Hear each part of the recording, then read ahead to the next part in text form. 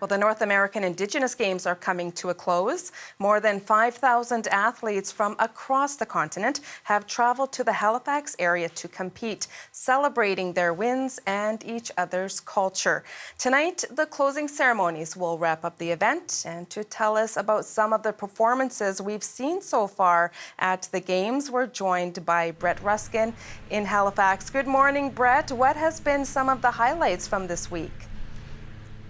Good morning, Juanita. So one of the highlights is right here. This is the Cultural Village. I've been reporting from here for most of the week with, again, the organizers promising a mix between competition and culture, kind of a 50-50 split, and that certainly seems to be a promise that they've delivered upon. But if we talk about the competition for a moment, we saw in the last few days the canoe kayak championships and competitions happening over at Lake Bannock with Hannah Mills, a Nova Scotia athlete, taking home 4 gold medals, 4 of Nova Scotia so far, 5 gold medals.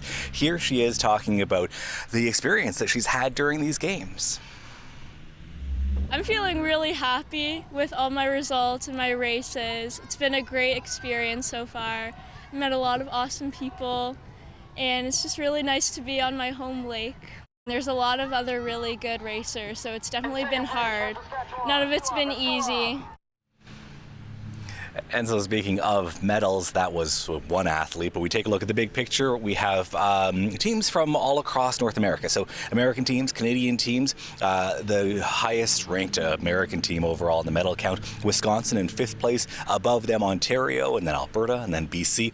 And at the top of the list, the leader in the medal classification by a long shot is Saskatchewan, Team Saskatchewan, with, again, each one of those teams comprised of members of different First Nations from that approximate region. So again, 5,000 athletes kind of competed in about 16 different competitions, different disciplines over the last number of days. There are still events happening tomorrow, but for tonight, the big show is going to be right here with the closing ceremonies. Juanita. And what a great opportunity for all these youth from all over. With such a successful event, Brett, there might be other communities keen to host the next Games. When do we learn more about that?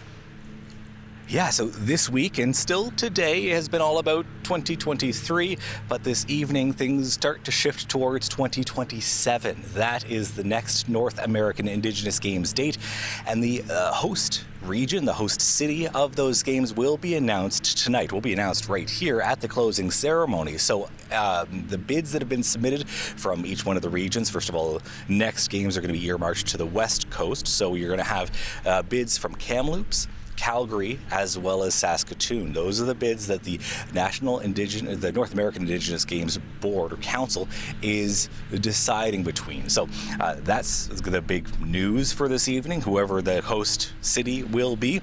But there's also going to be a party too. There's going to be free music performances here all throughout the Cultural Village this evening. That event starts this evening, 8:30 local time, 7:30 Eastern. Juanita. What a great way to end such an eventful week. Thank you so much, Brett.